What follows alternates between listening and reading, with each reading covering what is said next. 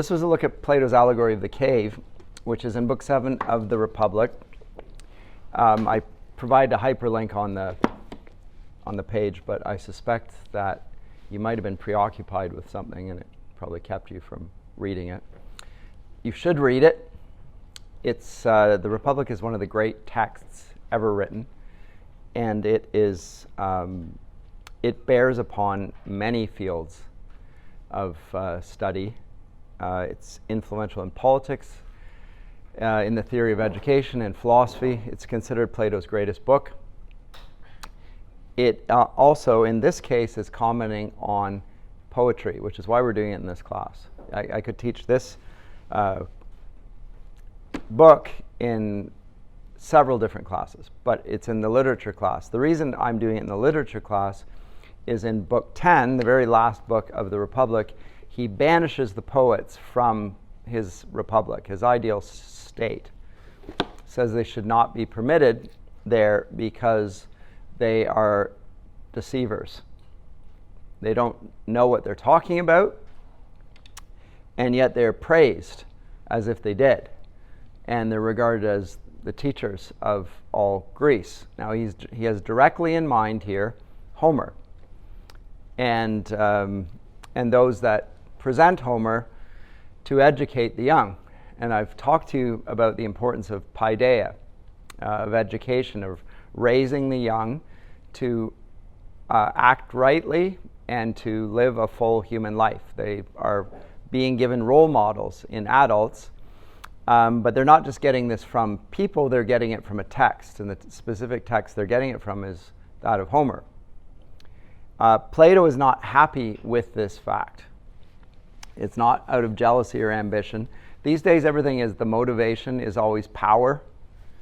You live in an age where postmodernism has so pervaded everything that the motivation is always, why is Plato doing this?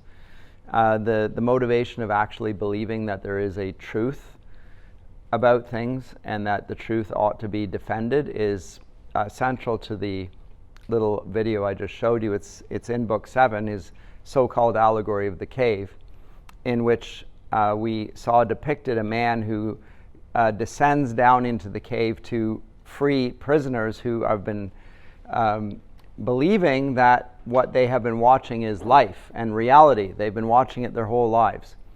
And the philosopher knows better and releases one of the prisoners and liberates him from his delusions and ascends up and finally sees the light. Now that person who has sees the light is like one of the philosophers.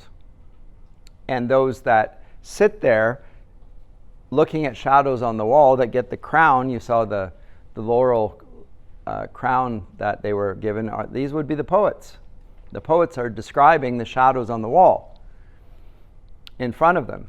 And Plato's allegation is that the poets know nothing about reality. And he even quotes Homer, saying that it would be better to have been the slave of a slave than to have received the rewards of greatness. This is Achilles speaking. Remember in the underworld? He quotes Achilles there, does Plato, but here he does it to attack the poets because they've lived an honorable life, they're being praised for it, but actually they deserve dishonor because they don't know the things that they're talking about. So he uses Homer against Homer. Homer's great hero of Achilles in the underworld of the Odyssey to turn on Homer. Now why does he say that? Well, I'm going to have to backtrack a little bit. The Republic is about the theme of justice. That's the main topic. This is why it's a great book. Justice is one of the great topics of interest for almost everybody and always has been. It's a religious theme. It's a philosophical theme. It's a theme of social and human existence. It's something that kids talk about in the playground. Every time one child does another wrong, they cry, "That's unfair." That's an appeal to justice. Right? And they know it very young. It's one of the concepts that you don't need to introduce children to. They understand fairness. They may not use the word fair, but in English they do. That's not fair. They could say that's not just. But they're coming from an English culture in which fair play is part of the way in which justice is conceived, and fair play entails the rules of the game. You're not following the rules. You're engineering the situation so that it's to your advantage, but it's to my disadvantage, and you know that.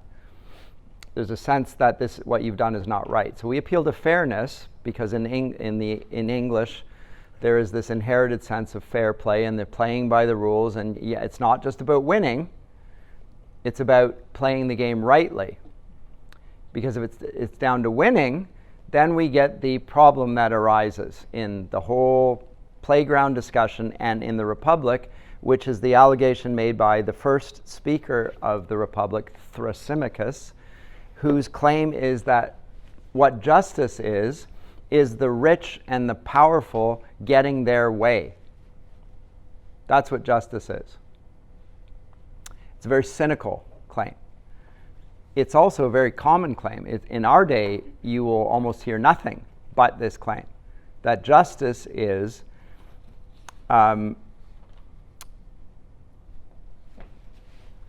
making the courts come to verdicts that suit you when you have a lot of money and when you have a lot of power, and getting the judges to come to a verdict that will favor you irrespective of what you've done. That's what justice is. So it's a very cynical verdict. However, it's also a verdict that often fits with experience. Some people get away with things. Why do they get away with things? Because of their name, because they hire the best lawyers, because they find ways to get around the laws. There's a law, well, here's a little loophole in the law. I can hire a clever lawyer to come at that at an angle, and we'll either escape it entirely or the consequences won't be nearly so bad. Whereas if somebody has no access to power and has no financial means, they're going to they may actually go into the court without a defense. They may not be able to pay for a lawyer. What's going to happen to that person? They're probably going to get the full weight of the law on them. So that's the standard conception of justice. That's what Thrasymachus says. That's what justice is. Might makes right, if you want to put it in another way. We hear that all the time. That's what Thrasymachus says. Socrates, who is one of the protagonists here, and he's the main protagonist in all of Plato's dialogues, was Plato's teacher, but he's also the man that Plato puts in his dialogues. He's one of the central figures. Socrates himself never wrote anything, but Plato put him in his dialogues because he considered Socrates to be the wisest man. Not just his teacher, but the wisest man who ever lived. So he puts him in here. Socrates says that's not what justice is. Justice is a concept that everybody recognizes exists, and it is real.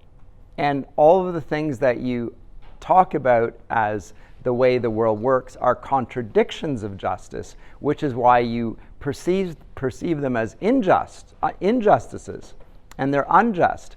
So I've just said justice is might makes right.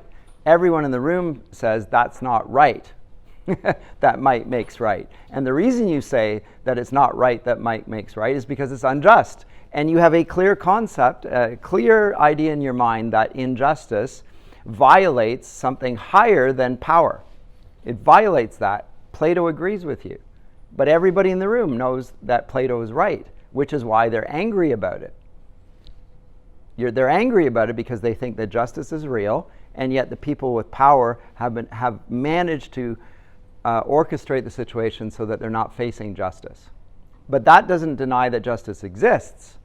And Plato's claim is that the philosophers understand what justice is, and Homer, in his depictions of the gods and men and the underworld and the heavens, while he claims to represent justice, demonstrates regularly that there is no justice.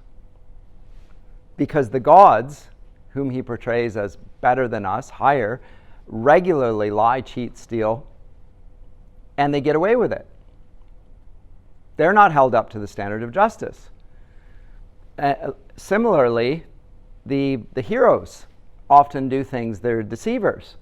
Odysseus, he lies, cheats, steals. Athena encourages this, says this is what she's like as well, and yet we can see that there's an injustice there. The men in the battlefields that are the common men that get the swords thrust through them, their lives don't seem to matter. If you offend Odysseus or Achilles, there's a great deal of rage, outrage, that you've dared to do such a thing. Where's the justice in this? So Plato doesn't say what I've just said, but this is the import of Plato's charge against the poets, is that you have not said rightly about the gods. They cannot be like this. Justice is not the way you've portrayed it. You're looking at shadows. When you're portraying your educational manual, the Odyssey, the Iliad, you don't know what you're talking about. Because if you did, you would not portray justice in this way. You wouldn't portray the gods this way. And so when it comes to Book 10, you're out. Your influence is too strong, and you are telling people fictions that they seem to take delight in, and yet you're not actually acquainting them with the truth. So this is the second charge. Not only don't you understand justice, but you don't see the light, and that the sunlight metaphor there. You're actually not acquainted with the truth. You are at 3 removes from reality. Remember I showed you that little clip at the beginning there. The prisoners are facing the wall, chained. They can't see anything but the wall, and they watch a shadow play presented by a fire that's in the cave. And so they look at the shadows and they think, this is reality. It's not even close to reality. It's a shadow of the play that's behind them being cast by the light, and people are pulling the strings there. And they think that it is because they only look this way, and they only hear things that they associate with behind them. It's funny, the voices come from behind them, but they associate here because they have no sense of spatial awareness. They can only look forward. And they will give prizes to the one of them that best tells the story of what's going on in the shadows on the wall. And that'll be Homer. Homer's got the crown for the best teller of the tale of what's going on in the shadow play on the wall. But does he really understand what he's talking about? And so Plato comes up with a treatise in the Republic on justice, yes, on truth, yes, but also on human nature, because he's also going to explain where the ideas come from that encourage Plato and others to think that what Plato depicts is right. Where does this come from within the human being? A human being, because his allegory is just an allegory. Like, how does he come to the idea that things are the way he portrays them to be? What part of his human nature? Because Plato, who's also a human being, is using his mind, his reason. Whereas Homer is clearly not using his reason, because if he was, he would recognize that he can't portray the gods and the great characters as just when they perpetrate injustice. You're not thinking very straight here. So where does that come from in Homer? Well, it comes from his passions. And so what he does is he starts to talk about human nature, and he divides it into different parts. And I'll, roughly speaking, if I have a marker here, which of course I don't, and so I'll just forget about that. Roughly speaking, he says there are 3 parts to human nature. There's the reason, or the mind. It's okay. Oh, it is? Okay, well, yeah, throw it. Thank you.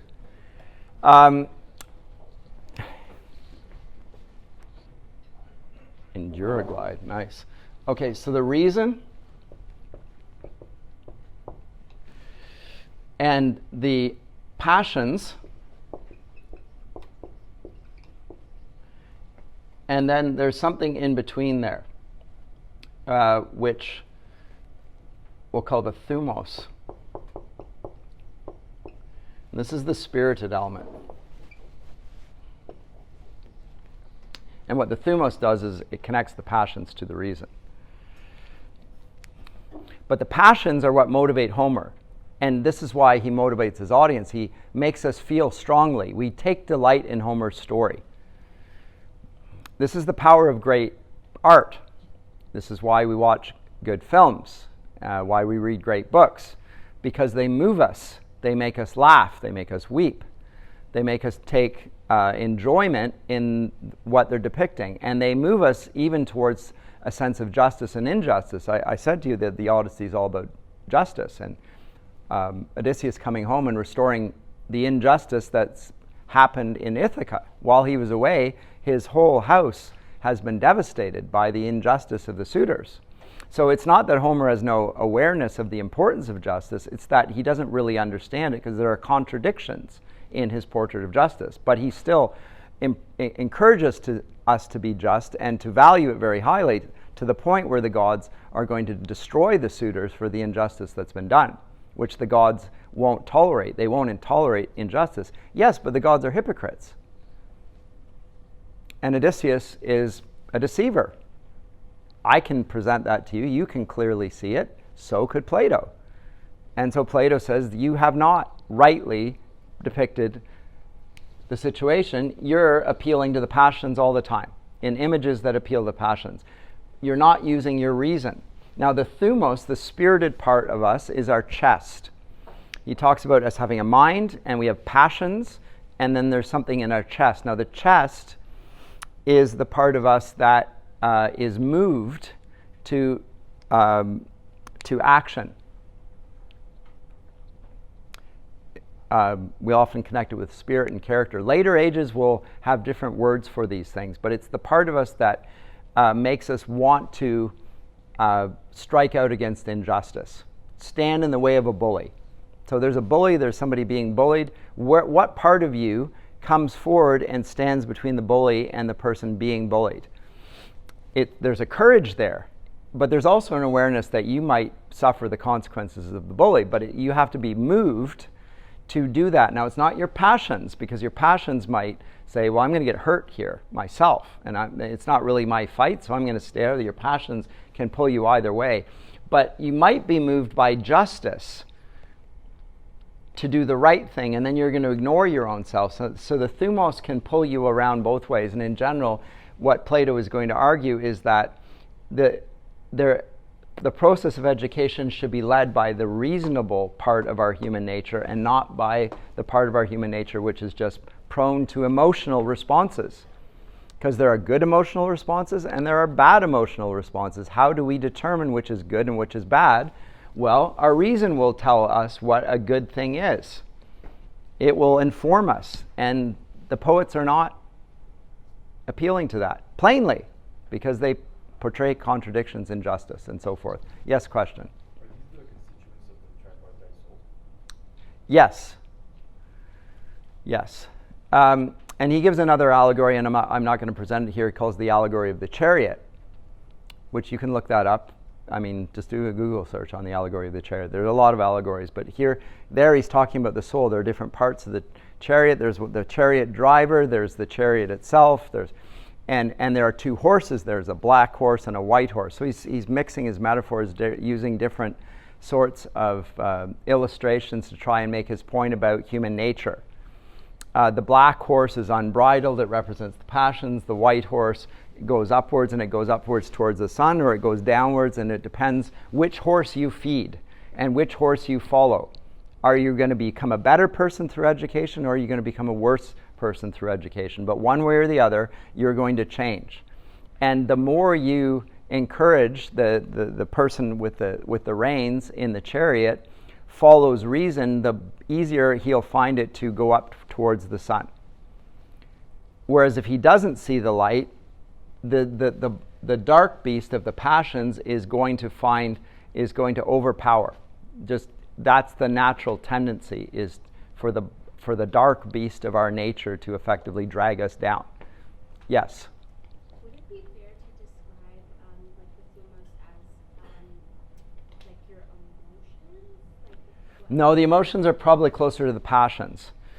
And you have to realize in Plato has a pagan view of human nature, and basically he sees us as souls and bodies. It doesn't have the notion of spirit. that we will. Souls and bodies, and the soul is good and the body is evil, and there are various problems with the Greek notion of human nature, because they'll see that the body is evil and the spirit is good. Because of Christian theology, we're going to question that. Not only question it, we're going to repudiate it, because God himself took on a body. So the body can't be evil as the pagan philosophers presented at it, because God himself took on a body and did good in it. And not only did he inhabit a human body, he was risen bodily. He had a bodily human nature. He died physically. He ate food, but then he rose from the dead. Bodily resurrection, very important to Christian theology. That's going to change the whole view of human nature as well as a consequence of that. But that's going forward. But I do that on the course all the time. I forward and back. Let's assess this. Another comment or question. Is that helpful at all? You, and I'll come back to you, sir. Yes? So is Plato a Gnostic then? No, but he is a proto-Gnostic, or Gnosticism doesn't exist.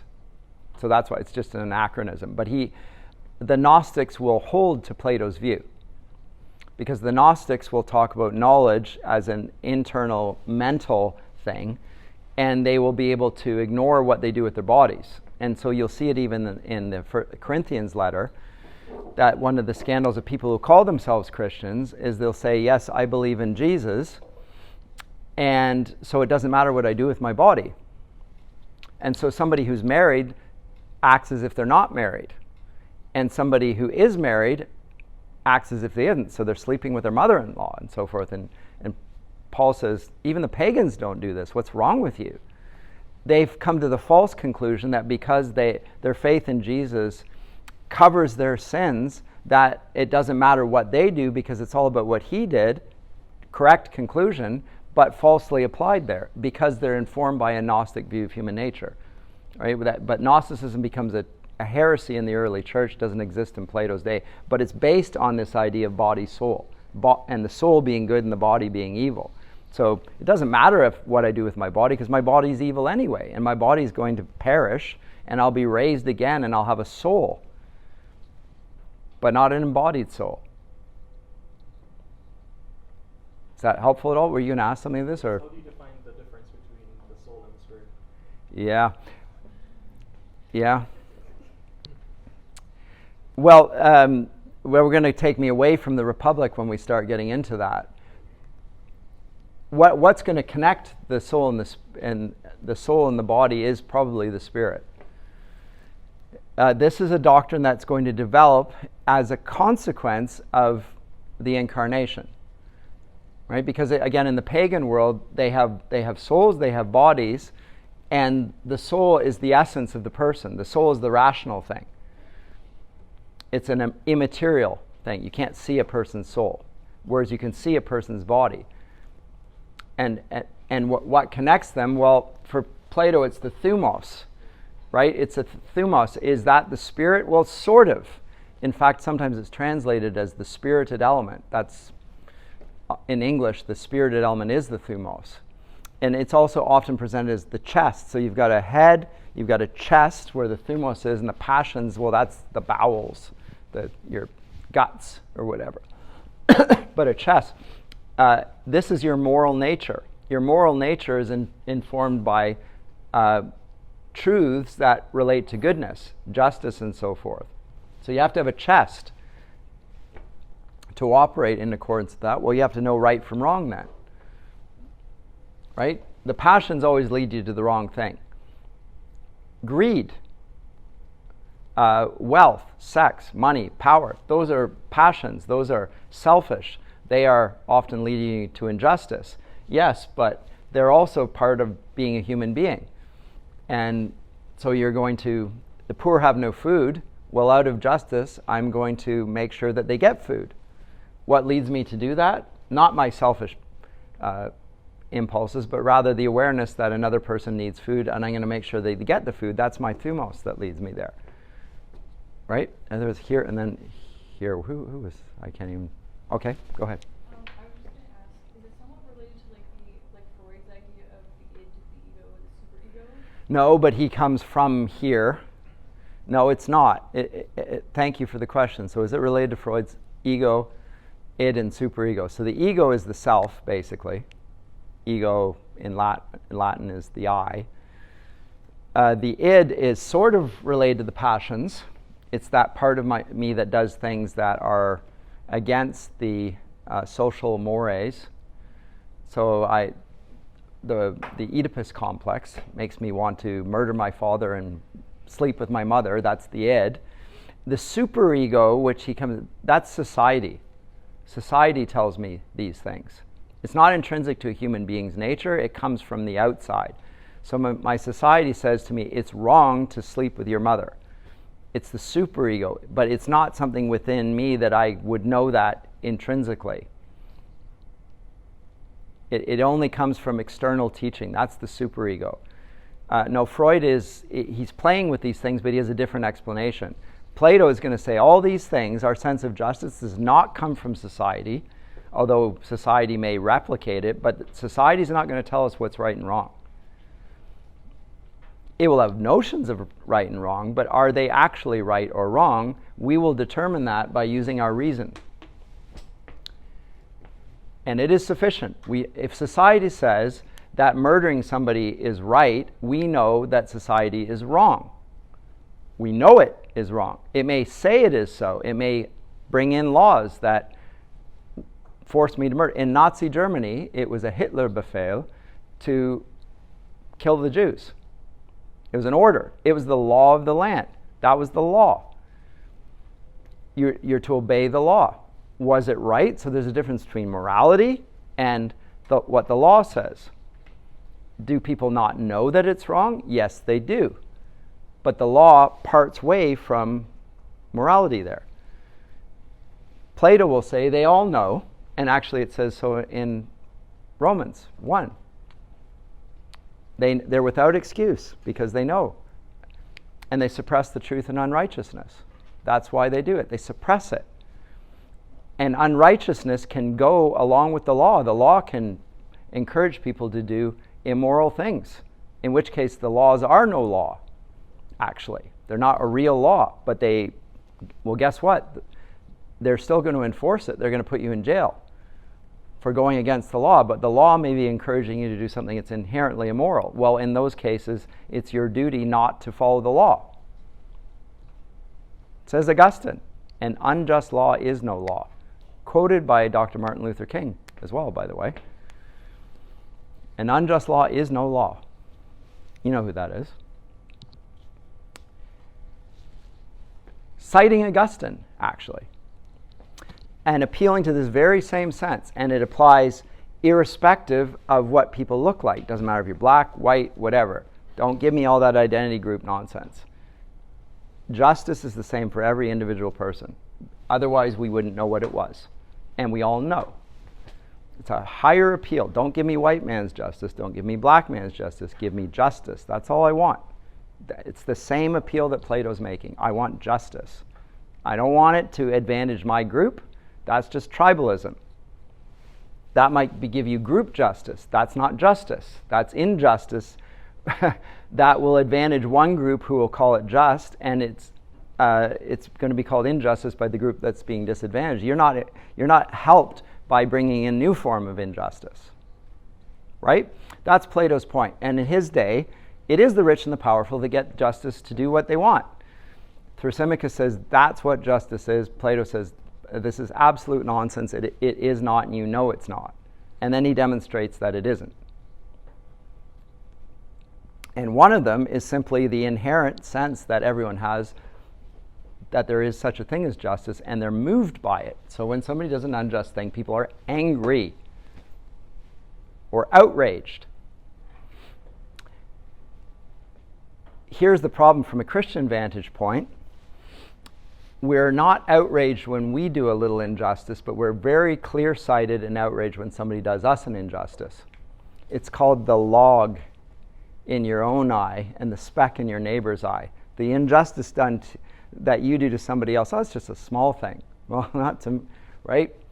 We see very clearly other people's injustices towards us, whereas the other way around, it's like, well, I didn't mean to do that.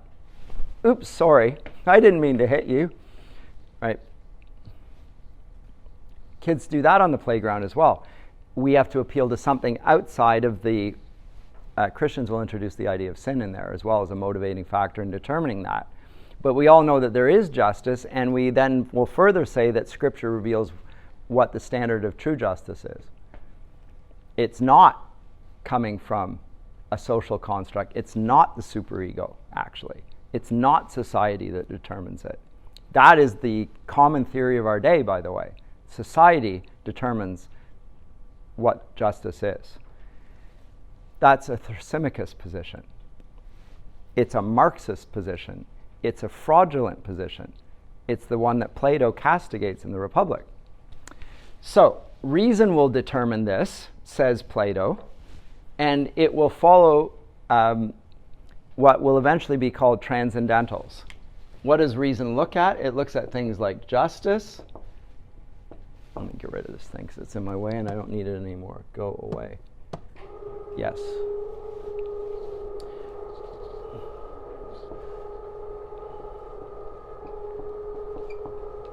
Goodness, beauty,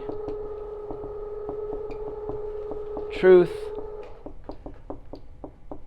Christian theology will call these the transcendentals. And it will associate the ultimate expression of all these things in God. God is just. God is true. God is beautiful. God is good. It says so in Scripture even. Jesus is the way, the truth, and the life. Don't say that I'm good. Call no man good. God alone is good. Jesus is the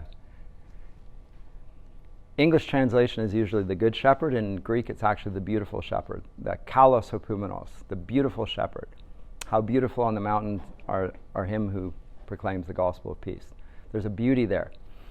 One of the contradictions, the challenges for beauty, is that the beauty of God is demonstrated in something by the world's standards which is ugly and foolish, namely the cross. That's where the beauty of God is demonstrated, but I'll come to that hopefully eventually, because we'll have worldly standards of goodness, beauty, truth, justice, but we're going to see that from the world's vantage, everything that we see as good, true, beautiful, and just is not how God sees it, because he will see the just act when he takes our sin and disregards it. He gets rid of the sin, even though it's heinous and clearly unjust against him. He will remove it altogether, and he determines that that is a just act. From any other vantage point, it's unjust. To forgive sinners their sin, to bear the sin of sinners, this is not a just act. They deserve the punishment. Do they get punished for it? No, well then it's not justice, except that he says that it's justice. Is it justice for God to bear the sins that he did not commit on behalf of people that sinned against him? Is that justice? Appears like the contradiction of justice. And yet God does that. Is it a good act? It doesn't look like it. Who gets crucified in the ancient world? Criminals, traitors. Is this a good man on the cross? Everybody else is not. He looks like a bad man, and yet he's taking. Is that really good? It doesn't look like it. That's what happens to bad men. Is it beautiful? No, it's so ugly that nobody wants to even consider it. In Roman law, it's forbidden for a Roman citizen to be crucified. It's considered the most ugly thing. It's shameful. Don't even look at it. You do that to Rome's enemies. It's an ugly, horrid thing, the worst thing. It appears that God is a liar. Jesus claimed divinity, and now he's being crucified. All of those things. And yet the contradiction of the cross, it's actually the world sees one thing, God declares the opposite. And the cross is the flip point. And the inversion of all these things. Now this is going to be transformative in terms of character. Again, we're not going to go through life acting like Achilles and demanding to be seen as great. We're going to see Christ as the new role model, and we will follow the example of the servant king. Humility will become the great form of human conduct, because God himself humbled himself as a man. even unto the point of death. And this now is the greatest act, not to beat everyone down and win the prize, but to be beaten down and to suffer wrong for the sake of righteousness. So there's a huge inversion that's going to go on there, and that will change ethics, it will change politics, it will change family life, etc. Parents will suffer on behalf of their children. They did it in the ancient world as well. Okay, how about the kids that aren't your kids?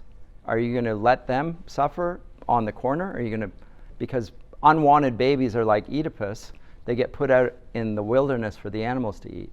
You don't want the baby? It's got a birth defect? Set them aside. There's no punishment for it. Just set them out. The Christians come along and they adopt the child as their own. It's not their... Why would you do such a thing? Because that's a human being. If somebody bears the image of God, I'm going to do that. This person's vulnerable, defenseless. That's what I'm like without Christ's help. I'm going to do what he did for me. I'm going to do that for that child and act like him. It's a new model. As I say, the Greeks and Romans would not do this. They despise weakness. Christians will elevate weakness and have compassion on weakness. It's not that their ethic is the person who's the weakest wins the prize. It's the one who has compassion for weakness that wins the prize. Right? You don't have to be a doormat to be a Christian. You have to have sympathy for those who are being trodden down and be willing to unite yourself with them. This is my brother. I'm with them. I'm one of them. Right? I'm there. It doesn't mean there's any virtue in being trodden on its own. There is virtue in identifying with the poor and the weak. Right? So I'm applying Plato's lesson now to Christian theology. Okay. It's Christian University, we can do that. Back to the text, though, he is going to point to the faculty within the individual that is at play here. So I talked about human nature. This is one of the issues in Republic. But he says that it's very difficult, it's actually very difficult to explain this on the level of what's inside of us. There's a better way of depicting it just for us to see, and that is to see it on a sort of a macro scale. And so he introduces the idea, which will be built on after this, and it's really intrinsic to Greek thought regularly, of a microcosm relating to a macrocosm.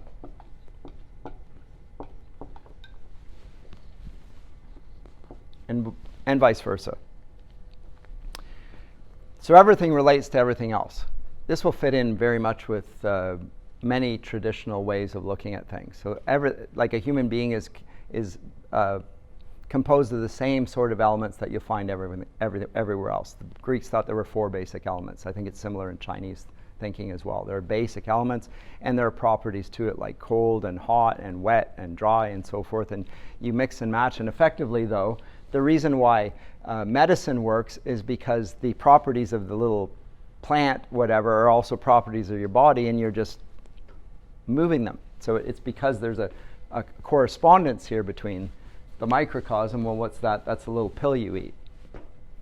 And it has an effect on the macrocosm, your body, because there's something similar or different there, but you're fixing it. There's something out of whack.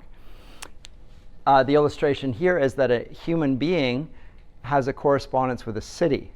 And within the city, there are rulers, and there are slaves, and there are then the people that enforce the law, like the policemen. So let me, where'd that go? It's over here.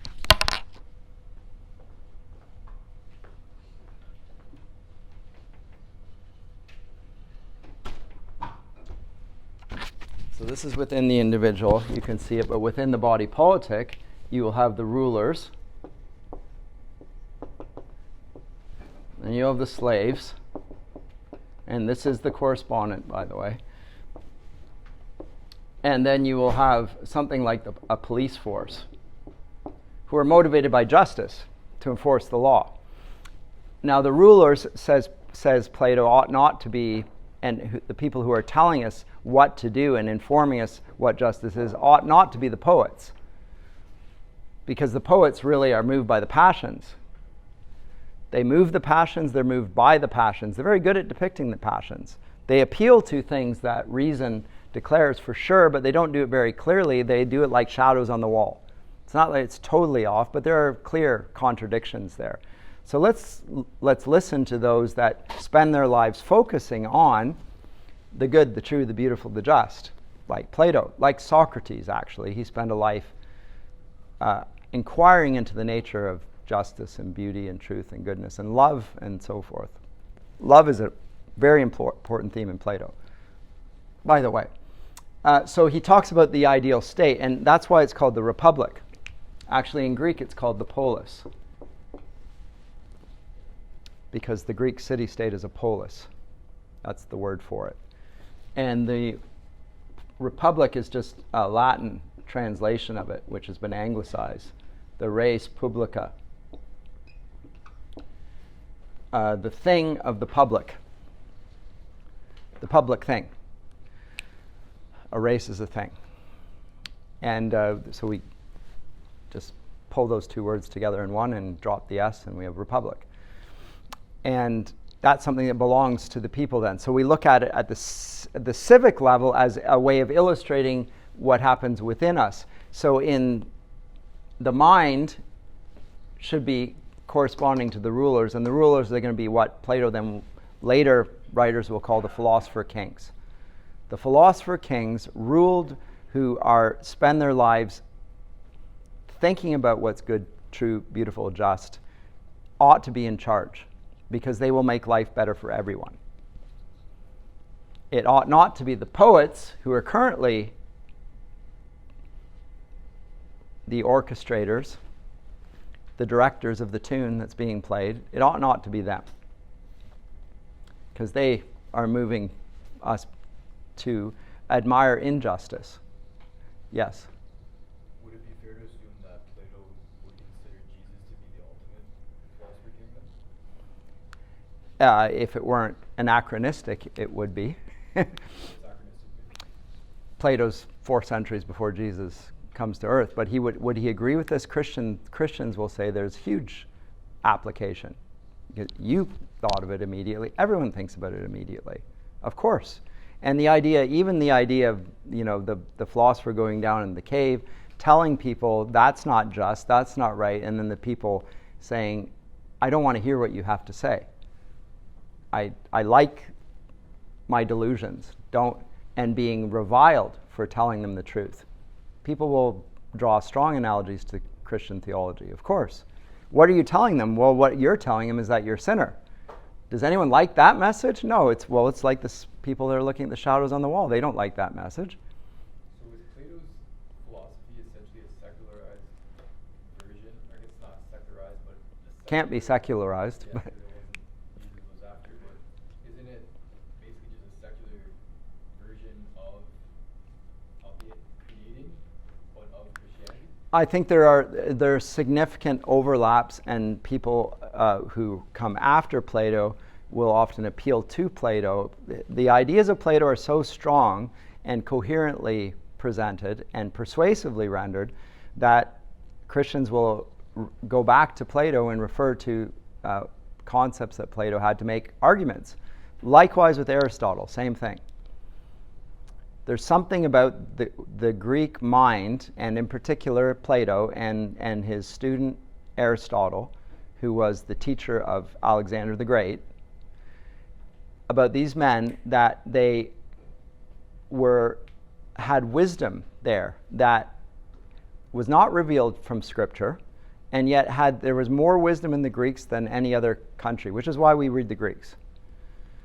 And I said that I'm not Greek, but I think that the Greeks, we only have so much time in our lives. There's only so many things we can read, and there are only so many nations, literatures, culture that we can study. Since that's the case, you're going to spend your time on those that were most zealous in pursuing wisdom and successful in achieving it, and that is the Greeks. That's why we read the Greeks. The Romans, who had a bigger empire than the Greeks, revered the Greeks. And the Greeks give us the vocabulary the terms of engagement for the conversations we want to have when we're thinking about things. We're talking about thinking now. We're in a university. They're going to help us with terminology and the terms of engagement for arguments. So everyone these days wants to talk about social justice. I'm glad. It's good. Before we deal with social justice, let's deal with, well, what is justice? And then we can talk about applications, but let's not get confused by thinking it's something that comes from the superego and it's just a social construct. That's going to come from here. Because the public is always led astray by its feelings, and they don't use their heads. We're all like that if we're angry. Like we know sometimes we get upset or angry or moved or whatever, and then we do something really dumb. The public in general acts that way. Okay, well, let's cool off, stand back and look at it, and first of all figure out what justice is. Then we can talk about the application. But this is something we can do in a very clear, logical way, using our minds. And it's not a social construct, but you will have heard what I've just said, you will never have heard. Because all you hear is social justice. I have serious problems with that and serious concerns. The justice I'm very happy about. The idea that it's social justice, let's put that on hold and then we'll determine afterwards whether it is. Well, it could be, and often it is, unfortunately. If it's just one group getting its way, that's not justice at all. It's just, sort of a tribalism. So this tribe was in power, and now we'll put this tribe in power. And they called it justice. Well, it was injustice, but we'll put them in power, and then it'll be their justice. Well, in both cases, it was unjust. So it doesn't solve the problem. And it denies the fundamental reality, which is that there is a sense of justice, which we all have. It's not just about power. Because if it is, then it literally comes down to brute force. Who's got the strength to impose their will on the others? That's not civilization. Again, that's what Polyphemus, the Cyclops, that's how he lived. He didn't live in a polis. He appealed to his strength. He's stronger than all the others.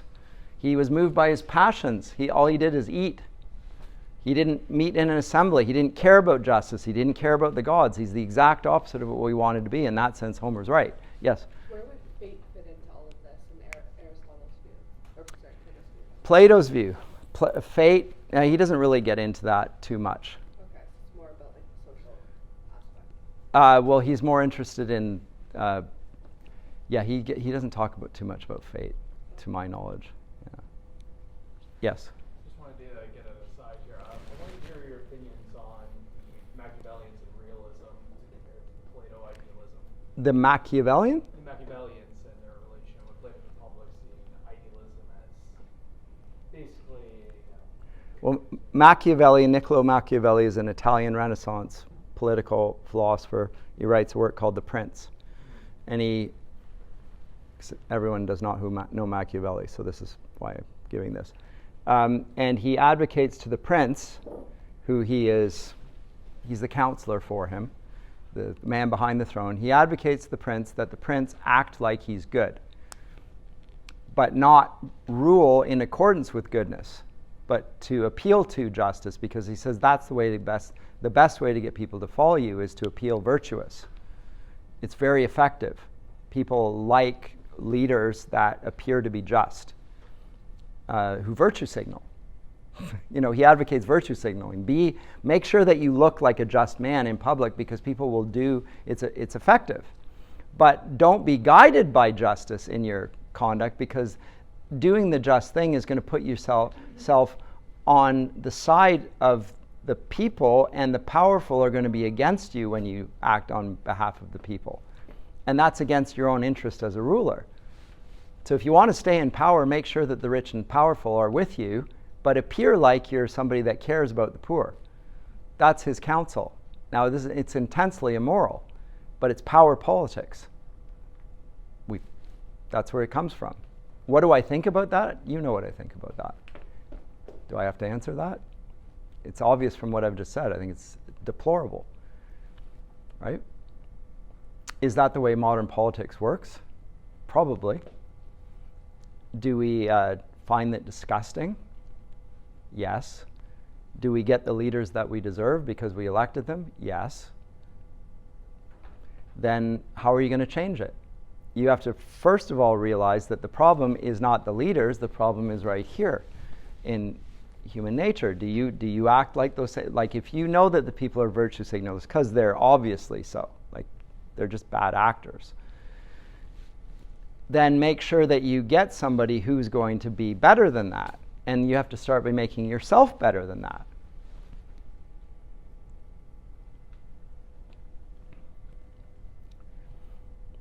The corporate world wants to sell products, so they want to promote good causes. Do they actually care about the good causes? No, they want to be seen to promote good causes. They might, but really the brand wants to be identified with good causes. So they'll give money to various things. It's good business. It's good politics. Is it actually connected to goodness at all? It could be, but is it? That we'll then have to have the conversation we're having right now. What is justice? What is goodness? What is truth? What is beauty? When we have had those conversations, it will take you a few years to figure these things out, and it won't be a complete process. At that point, now let's get into application. So I'm not here to promote activism. I'm here to promote the Christian mind. When you've got a Christian mind, then you can start acting. Right? Maybe some things are obvious, but it's good to be able to think and to articulate, because we want to persuade people. Right? We don't want to use might and force. We want to persuade people. Because then even things like conversion, God doesn't coerce people into conversion. He draws them. Or you can't compel conversions. No, you can. Are you a Christian? Are you a Christian? Bang. If you're not. Okay, but that's, yes, I am. Is that person who said, yes, I am a Christian? No, of course they're not. Doesn't work that way. Yes? Do you think that Plato was advocating for a secular version of theonomy? Is Plato arguing for a secular version of theonomy? So why would you say that? What's theonomy? Well, it's like the idea that like in terms of how you formulate your laws, like they're like pretty connected to like biblical law in the sense of like, I don't know. Theo is God and nomos is law. So God's law, theonomy. But I'm just thinking in the sense of like putting philosophers at the top of the rung, kind of in the same way that like theonomists put God at the top of the rung for like. And his revelation at the top of it, right? And Right. I think that you can draw a fairly strong correspondence there for sure. And again, here Plato will put the rulers as the philosophers. Come the Christian era, we'll put the theologians in their place. With the difference being that the theologians, even if they're in the place of philosophers, are subject to the problem of human nature, which is that of sin. And that's the curveball in the whole game, is that you can get everything rightly ordered, and yet the curveball is that your own nature brings you down, and people are tempted by things that aren't just related to their body, their passions, but they're deceived. And they're led astray by their passions, and sin is regularly bringing them down. Even the Apostle Paul. The things that I want to do, I don't do. The things I don't want to do, I do those things. Romans 7. So the problem, theonomy is not going to solve the problem of sin. But it is going to say, well, what is good, true, beautiful, just? God will reveal that to us. So it maps onto it quite nicely. Yes, I think so. Yes. What's the objective basis that Plato derives his concept of justice from? Very good question. And so if it's not, like, where would he get the criticism from? I presented it to you. It's easier for a Christian audience as well to some degree. To some degree, I think I could still have said this in a non-Christian audience, and easy enough to follow. It's logical. But where does he get the idea from? Because he's a polytheist, like Greece full of... Where does he get the idea that there's this unifying concept of this? It's not from his own tradition. So it's certainly not the superego. He hasn't been taught that from... It's not a social teaching he's received from anywhere.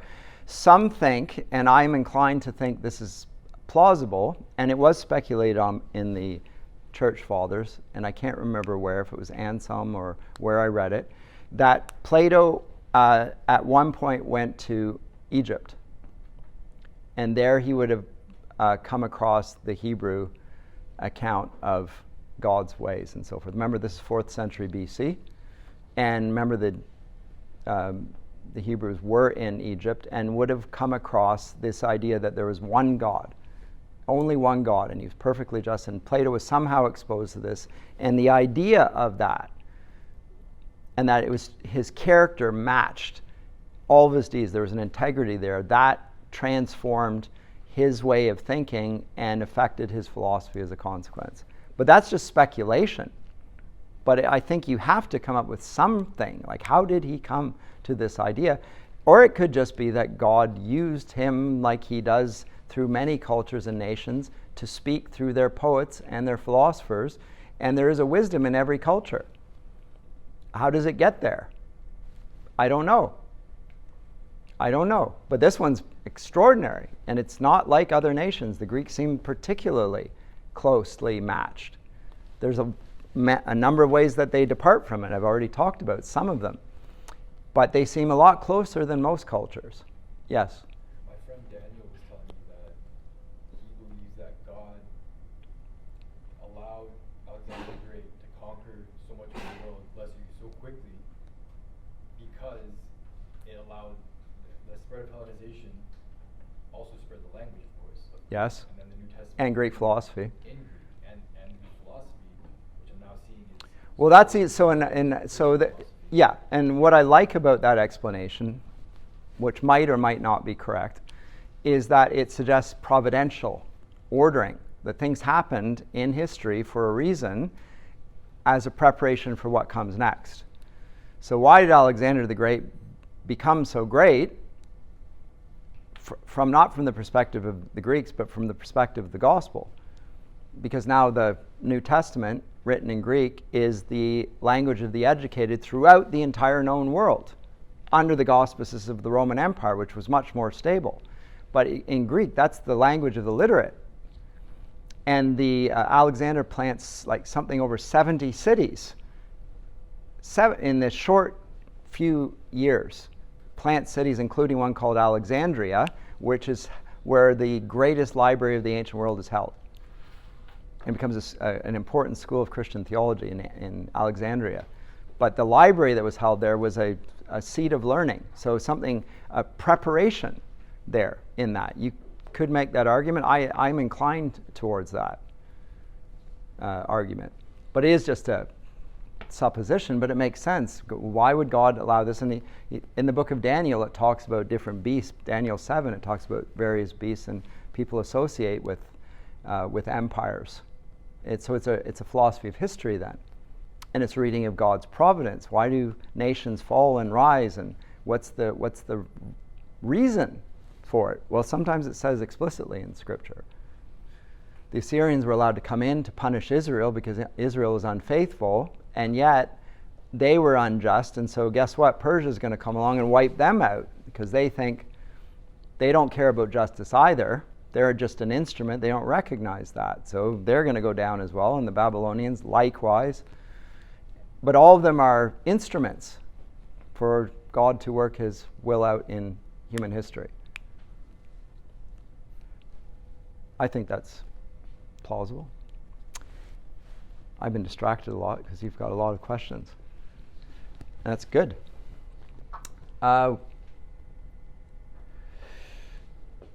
This is going to be, as I say, the rulers here who are philosophers for Plato. Once Christianity becomes the dominant religious view in the West, it will be philosophers / theologians. The theologians will be very much influenced by Plato and Aristotle for their categories. And there are ways of thinking, just even the vocabulary, the terms that they use, they get from Greek philosophy. And almost every discipline that we want to talk about, discrete disciplines, we will derive from the Greeks. So even the word I talked about, the polis, we'll get politics from this. Ethics is a Greek word. Aesthetics is a Greek word. Philosophy is a Greek word. I mean, almost every intellectual discipline comes directly from the Greeks, and they have very specific things to say about it. And the Romans just inherit that and pass it on, and we do as well.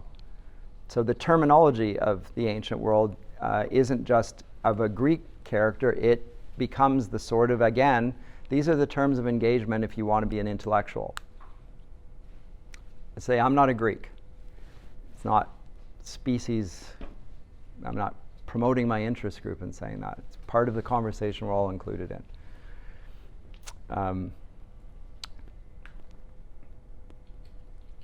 Comments or questions? I think I should probably, since it, yes?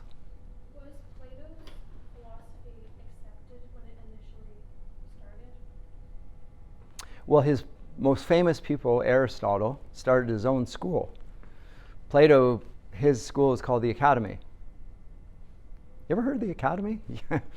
Academia, academics, we get it from Plato. That's how influential Plato is. Plato didn't start a university, by the way. The university is a medieval Christian institution, unknown in the ancient world. But he did start an academy. Aristotle had a school of philosophy. It was called the Lyceum. And I think that he, in the Lyceum, in his own philosophy, he was often taking issue with Plato, but he was always in debate with Plato implicitly. He's not saying, so the School of Athens, let me put this up if I can here. Just I'll conclude with this.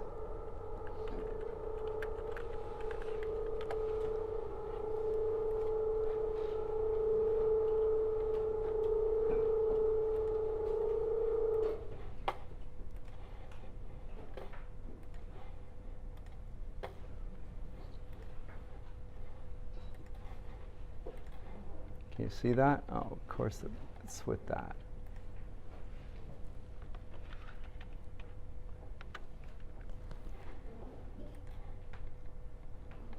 Oh my goodness. All these pop-ups is so infuriating. Go away. At the center of this picture are these two characters.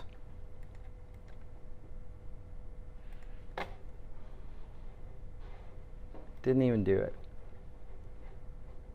Open. On the downloads, it should open. Yeah. Right.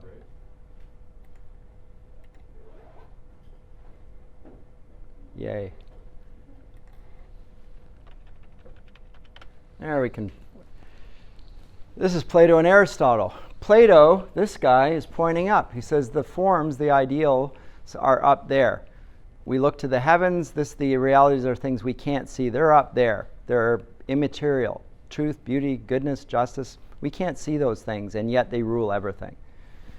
His pupil Aristotle is he's got a book, and he said it's down here. It's not up there. So it looks like if you took them, they're absolutely radically disagreeing about everything. Not true, because what Aristotle is going to say is that, the ideals of goodness, justice, beauty, truth, which you rightly say exist, and are the reality, are to be found in the particulars of this world. We see justice all around us. We see goodness, beauty, and we can talk about that physically, even though they're immaterial objects, as it were. So they're not actually disagreeing. It's almost a technical disagreement there. And so Aristotle becomes the standard teacher of influence in Christian theology, not Plato. But that's going to take me away from the topic. One final yes. Is that reflective of the idea of heaven and earth? And that, justice lies in heaven, but its application is on earth? That probably goes too far, but you could say that. I mean, the incarnation is going to say, yes, you want to know what God's like? Look at the man, the God-man. A little bit, but you will only know what God is like when he's revealed in the person of his Son, and you can see him. We have seen him with our own eyes. We know what justice is like. We saw justice in person.